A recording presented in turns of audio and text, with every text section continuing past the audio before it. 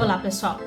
Então, como eu havia prometido para vocês, eu vou fazer um breve comentário, de uma forma resumida, dos conteúdos que vocês serão avaliados agora no segundo bimestre.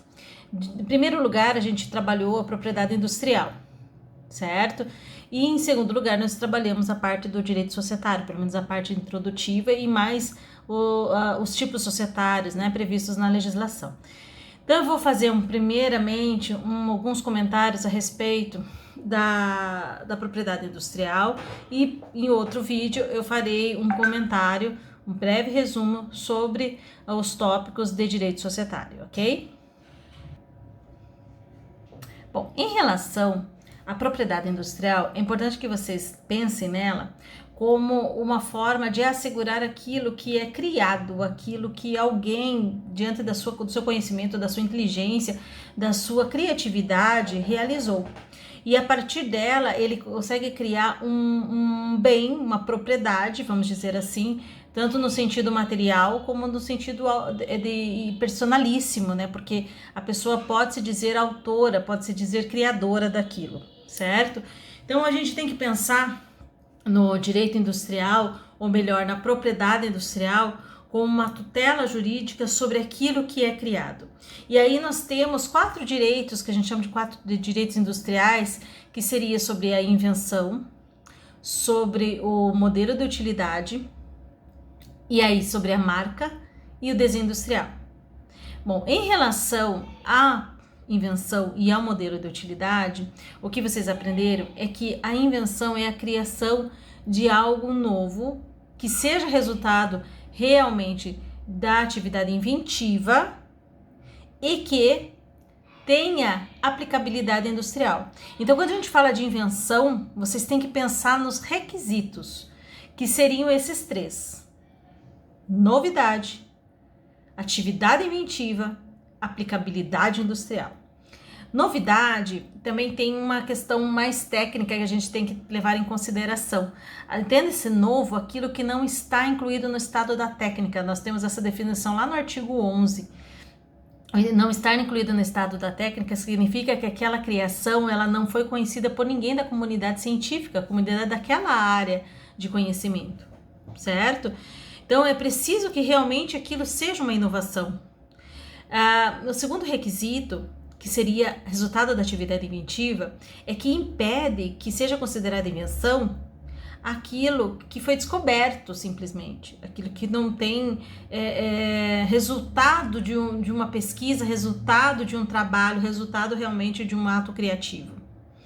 Então precisa ser sim decorrente desse trabalho do pesquisador, desse trabalho do trabalhador. E em terceiro lugar, é preciso que tenha aplicabilidade industrial, aquilo que realmente tenha mercado, aquilo que possa ser reproduzido, aquilo que é produzido com o material que está disponível. Não se pode pensar em invenção daquilo que não possa ser reproduzido, tá certo? E que não tenha mercado para isso, tudo bem? Lá no artigo 10, vocês vão encontrar aquilo que não é considerado invenção, e no artigo 18, vocês vão encontrar aquilo que, mesmo que seja considerada invenção, não pode ser patenteável. Então, façam a leitura desses dispositivos para poder ali distinguir aquilo que não se enquadra nessas possibilidades, ok? O modelo de utilidade, por outro lado, é o aprimoramento daquilo que já existe. Então, na parte de funcional, na parte de fabricação, naquilo que diz respeito ao aperfeiçoamento utilizável, aquilo que é realmente mais útil. Por que ele tenta fazer essa distinção? Porque não é simplesmente uma modificação de forma. Porque modificação de forma eu vou estar falando lá de desenho industrial. Eu realmente preciso de uma modificação que aperfeiçoe o funcionamento, a fabricação, a parte utilizável, tá certo? Bom, e aí o modelo de utilidade, ele também vai ter como requisitos a novidade relativa, afinal de contas é decorrente já de uma invenção, também tem que ser resultado da atividade inventiva e também tem que ter aplicabilidade industrial, tem que ser aquilo possível de ser realmente reproduzido, tá certo? Bom, então esses são os primeiros, invenção e modelo de utilidade, eles são tuteláveis com patente, ok? E do outro lado estão a marca e o desenho industrial. A marca, ela se refere a um símbolo visualmente perceptível para identificar produto, serviço, a coletividade a que pertence ou a certificação, ok? Os dois primeiros são os mais conhecidos e os mais utilizados. O que é importante que vocês saibam é que a marca, ela faz parte, assim como também os direitos decorrentes da patente de invenção e modelo de utilidade, mas especialmente a marca, ela faz parte do estabelecimento empresarial, ela é o bem incorpóreo do estabelecimento empresarial. No sentido de que ela tem um valor econômico significativo, porque é aquele símbolo que leva o conhecimento do produto ou do serviço para a coletividade, certo? E ela tem maior ou menor valor conforme sua repercussão. Então a marca, ela precisa obviamente respeitar algumas determinações legais, tanto que lá no artigo 124 existe um elenco bastante extenso sobre coisas que não podem ser consideradas dentro desses símbolos das marcas, né? E também ela deve respeitar, né, a questão dos bons costumes, a licitude e tudo mais. Bom, a marca, ela também segue o princípio da especificidade. O que significa isso? Quando se vai fazer o registro da marca, você vai fazer numa determinada categoria, determinada classe, certo? E é nesta categoria que vai ser conferida a exclusividade. Onde que é feito esse registro? No INPI, tá? Instituto Nacional de Propriedade Industrial. Feito este registro, aquele titular, ele pode impedir que outros titulares da mesma área possam realizar símbolos, possam apresentar como registrar símbolos visualmente perceptíveis semelhantes, ou que levam a crer que são da mesma autoria, dos mesmos titulares. Só que isso não se estende às outras categorias. Então, por exemplo, se eu faço registro de marca dos produtos alimentícios, eu não posso impedir que alguém utilize de algo parecido lá no setor de transportes, ok? Exceto, né? Aí a gente tem que seguir algumas exceções em relação às marcas famosas. Nós temos as marcas famosas chamadas ou marcas de alto renome ou marcas notoriamente conhecidas.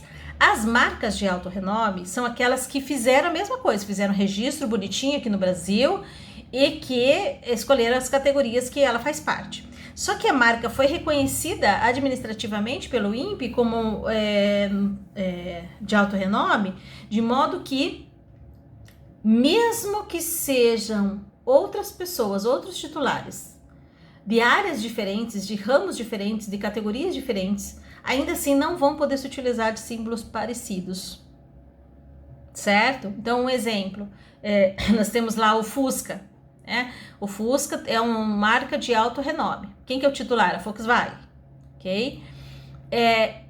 Se alguém quiser realizar lá um ramo de atividade de vestuário e colocar a marca Fusca, não vai conseguir, ainda que sejam categorias diferentes, porque ela é marca de alto renome. Portanto, ela foge do princípio da especificidade, por ser reconhecida como famosa e de alto renome. Já a marca notoriamente conhecida, relativamente ela vai sair um pouco da regra. Por quê? Porque ela também são marcas famosas, mas que não fizeram registro no Brasil. E por que elas não fizeram registro no Brasil? A princípio, elas não teriam tutela nenhuma, proteção nenhuma. Mas porque ela é famosa, a tutela que ela vai ter é o fato de que, mesmo não fazendo registro, não será permitido que o titular de outra categoria, titular da mesma categoria, utilize de símbolo parecido. Tá certo? Então, isso é uma coisa bem importante de saber sobre marca. Os tipos de marca de alto renome e marca notoriamente conhecida, que é os artigos 125 e 126 da Lei 9.276 de 96. 9.279 de 96. Tá certo? Em relação ao desenho industrial, o desenho industrial, ele é um formato que você impõe a um determinado produto, ou quando você tem também a estampa, né, a aparência de determinado produto, e você quer ter a exclusividade de uso sobre aquilo. Então, ela pode estar numa estampa de tecido, ela pode estar numa cor de tinta, ela pode estar no formato de um carro, ela pode estar no formato de um determinado móvel, já conhecido, e se quer preservar a exclusividade de uso sobre aquele formato. Então ela tem muito mais relação com a questão ornamental do produto, plástica do produto, entende? E aí não é questão de funcionalidade, é questão realmente de aparência. O desenho industrial, ele também pode ser registrado e ele confere a esta pessoa, sim, a exclusividade, mas também o poder de explorar se alguém quiser utilizar desse desenho industrial.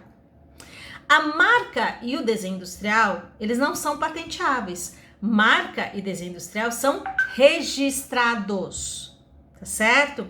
Qual a diferença? Gente, patente ela tem um prazo diferente e ela não é prorrogável. Então, por exemplo, patente de invenção, patente de modelo de utilidade. O prazo de vigência da invenção é 20 anos.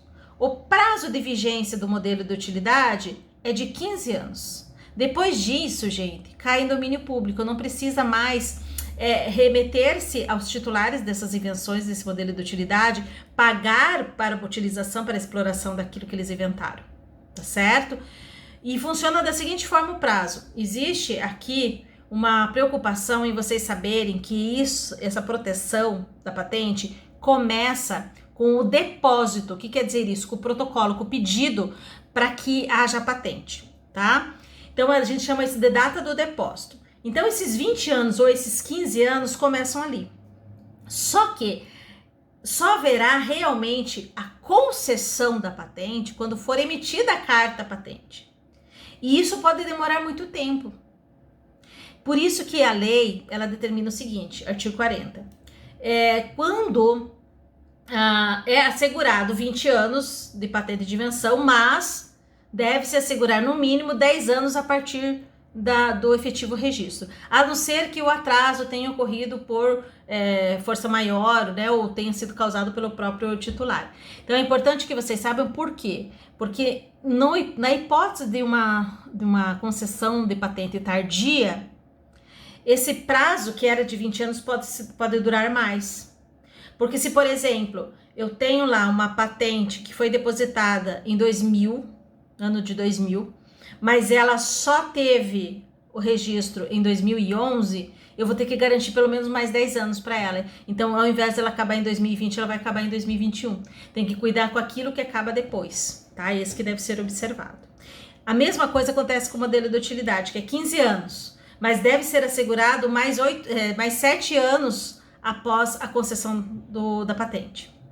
Então, se por exemplo, foi dado o depósito foi em 2000, ano de 2000, digamos que tenha demorado até 2010, né, para ser efetivamente concedida a patente, tem que se assegurar aqui mais 7 anos, até 2017. Então, ao invés de 2015, quando acabaria, ela acaba em 2017, tá? Isso aqui é uma coisa importante. Isso não significa que a patente é prorrogável. Significa que ela pode aumentar em decorrência da carta patente ter sido expedida em momento tardio. Já o registro, ele também precisa ser efetivado para garantir os direitos daquele titular. A marca terá o registro por 10 anos. O desenho industrial também, só que tem uma diferença. O início do registro da marca começa com a concessão do registro, não com a data do depósito, ou seja, não com a data do pedido. Já o desenho industrial começa com a data do pedido também, ou seja, a data do depósito, tá certo? A diferença também está no sentido de que a marca, ela vai ter o registro por 10 anos, prorrogável indefinidamente por mais 10 anos cada. Basta que haja o requerimento pelo titular. Já o desenho industrial, ele vai ter o registro de 10 anos e pode ser prorrogável somente por mais 3 vezes 5 anos cada prorrogação, tá certo? Desde que haja efetivo solicitação do titular.